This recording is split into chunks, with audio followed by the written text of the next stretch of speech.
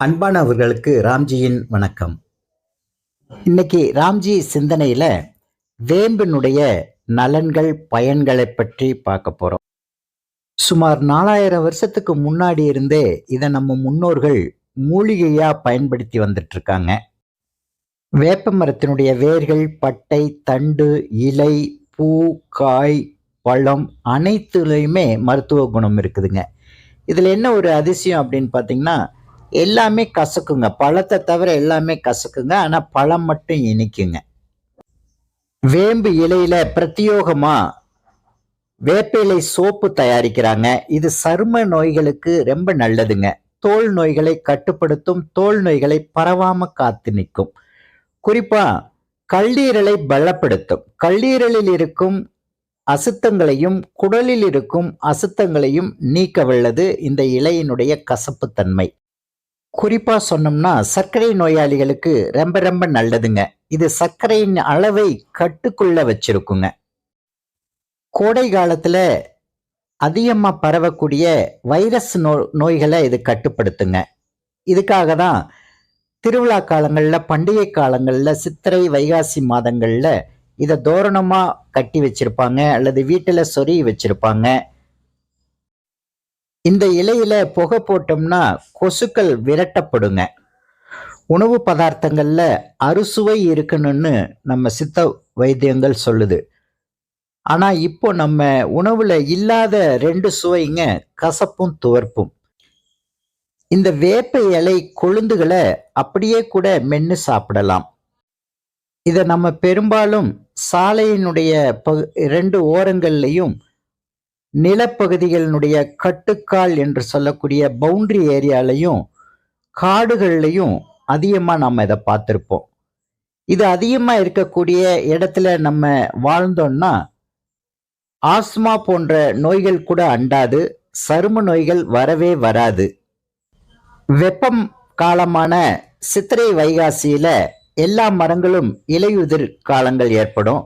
ஆனா இந்த மரங்கள் மட்டும் தழுத்து நிற்குங்க. அதிலிருந்தே தெரிஞ்சுக்கலாம் இதுல அநேக ஆரோக்கிய குணங்கள் இருக்குது அப்படிங்கிறத.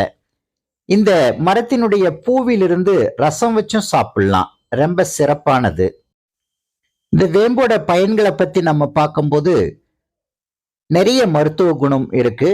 குறிப்பா தொழுநோய், கண் குறைபாடு, குடல் புழுக்களை அழிக்கிறது, தோல் புண்களை வராம காக்கிறது, சரும நோய்களை பாதுகாப்பா வச்சிருக்கும், சரும நோய்கள் வராம காத்துக்கொள்ளும். காய்ச்சல் காலங்கள்ல இதை வெந்நீர்ல போட்டு குளிச்சுட்டு வந்தோம்னா காய்ச்சல் விடுபடும்.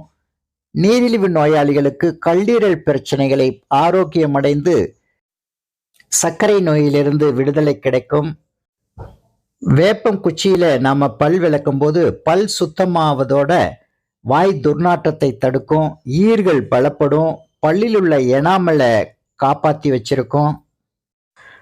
அளவுக்கு அதிகமானா அமிர்தம் கூட நஞ்சாகும். அப்படித்தானுங்க இந்த கசப்பு சுவை அதிகமா சாப்பிட்டாலும் மலட்டுத்தனத்தை கூட ஏற்படுத்திடும். இதுல ரொம்ப கவனமா இருக்கணும். இதுல சுவாரஸ்யமான தகவல் என்னன்னு கேட்டா, வேப்ப மரம் 3 அல்லது 5 கண்டுகள் நடவு செஞ்சாங்கன்னா அவங்க சொர்க்கத்துக்கு போவாங்கன்னு ஒரு ஒரு கருத்தும் நிலவிட்டு இருக்குது. சொர்க்கத்துக்கு போறோமோ எங்க போறோமோ நமக்கு தெரியாது.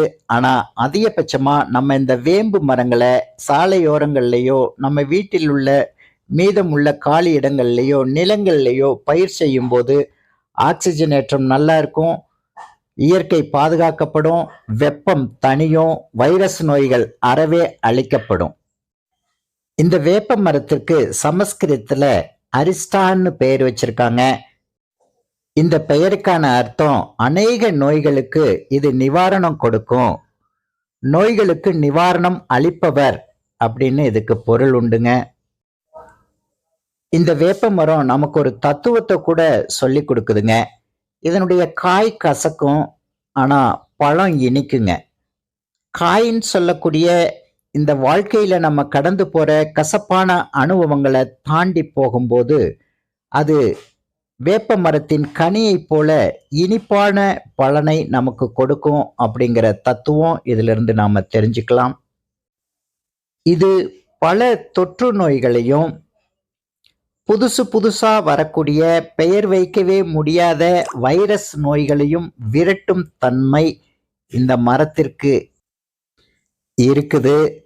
அதனால நம்ம இந்த உலகத்துல நம்ம வாழ்றதனுடைய அர்த்தம் நிறைய மரங்களை உருவாக்கி அடுத்து வரக்கூடிய சந்ததிகளுக்கு நல்ல ஆக்சிஜன் காற்று கிடைக்கிறதுக்கும், அப்பப்ப புவி வெப்பமாதலின் காரணமாகவும் இயற்கை பாதிப்பின் காரணமாகவும் புதுசு புதுசா உருவாகி பேர் வைக்க முடியாம வரக்கூடிய வைரஸ் நோய்களை விரட்டுறதுக்கும் தடுக்கிறதுக்கும், காற்றை சுத்தப்படுத்துறதுக்கும், நோய்கள் பரவாம தடுக்கிறதுக்கும், சர்ம நோய்களை அறவே அறுக்கிறதுக்கும் மரங்களை நாம நிறைய நட்டு பாதுகாக்கணும்னு இந்த நல்ல தருணத்துல வேண்டி விரும்பி கேட்டுக்கிட்டு உங்களிடமிருந்து விடைபெறுவது ராம்ஜி வெங்கட பூபதி. நன்றி.